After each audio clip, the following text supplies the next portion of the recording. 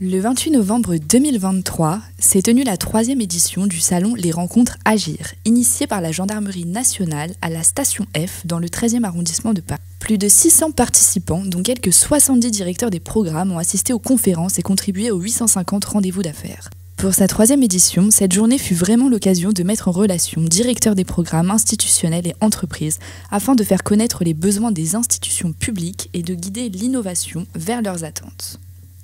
Cet esprit de coopération fut encore davantage souligné cette année par la présence d'unités spécialisées, de directeurs de projets, des futurs équipements, de partenaires industriels, de représentants de la préfecture de police, de la DGPN, du service numérique du ministère de la Justice, de la DNUM, de la DGSCGC, d'Europol Lab Innovation et de bien d'autres acteurs. Cette journée Agir a permis de récompenser et mettre en valeur les gendarmes à l'origine de solutions innovantes, les équipes ayant porté des chantiers de transformation efficients, ainsi que les personnels ayant initié des solutions de prévention novatrices. En tout, 10 innovations ont été distinguées. Parmi les prix décernés, retenons notamment Roomba, premier chien d'assistance judiciaire de la gendarmerie, et sa maîtresse l'adjudante Muriel Gaillard, porteuse du projet.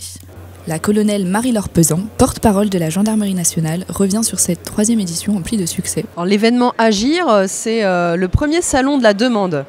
Pourquoi ce salon de la demande? Parce qu'il est apparu important finalement d'exprimer le besoin pour la gendarmerie. On se rendait compte qu'on avait souvent des contacts avec des industriels, des entreprises. À chaque fois, ces industriels, ces entreprises nous posaient la question de notre besoin.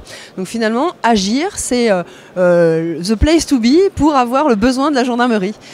Donc ça s'organise avec plusieurs séquences. On a toute la journée des speed dating entre les directeurs de programme et les entreprises. Donc les directeurs de programme, cette année, on a une particularité, c'est qu'on a des directions de programme, on est dans une logique interministérielle et aussi internationale.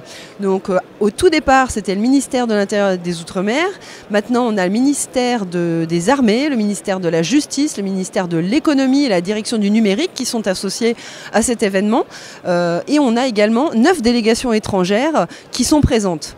L'objectif, c'est justement d'exprimer nos besoins, de faire réfléchir ensemble les innovateurs de la gendarmerie, mais aussi les industriels, les entreprises, pour pouvoir mettre en place et mettre en œuvre des outils qui vont être adaptés aux besoins de la gendarmerie et qui vont nous permettre de mieux sécuriser la population.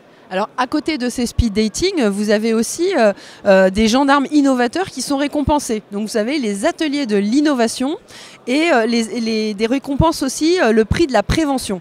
Donc d'abord, l'atelier de l'innovation, on a plus de 80 projets qui ont été présentés. Au final, ce sont 8 lauréats qui vont être récompensés. L'objectif, en fait, c'est de faire travailler l'intelligence locale. Vous avez beaucoup de gendarmes qui, sur le terrain, vont identifier un besoin et qui vont développer, à leur niveau, des outils qui vont leur permettre d'améliorer leur quotidien, d'améliorer leur travail. On a des applications, par exemple, qui ont pu être mises en place. L'année dernière, on avait un outil, par exemple, pour alerter les familles en cas de problématiques dans une caserne. Cette année, on a une innovation vraiment très intéressante pour libérer la parole des enfants. C'est un chien judiciaire. Ce chien va nous permettre en fait d'accueillir des enfants qui ont besoin de témoigner de violences qu'ils subissent ou de difficultés de violences intrafamiliales. Ces chiens-là vont leur permettre finalement d'être sereins, d'être plus dans de bonnes conditions pour pouvoir s'exprimer et pour pouvoir ensuite expliquer aux gendarmes ce qu'il a pu vivre. Donc cette innovation, elle a été d'abord réfléchie localement. Aujourd'hui, elle est récompensée au niveau national et l'objectif, c'est de montrer que c'est une bonne pratique qui peut ensuite être déployée, diffusée et reproduite sur d'autres territoires. Vous avez en parallèle aussi les ateliers de la prévention.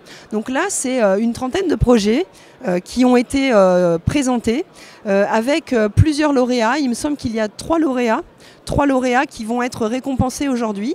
Et donc on est aussi dans cette logique de coller à l'actualité, de réfléchir à des innovations et des modes de prévention innovants qui ont pu être réfléchis localement, par exemple sur les thématiques du harcèlement scolaire ou sur les violences intrafamiliales.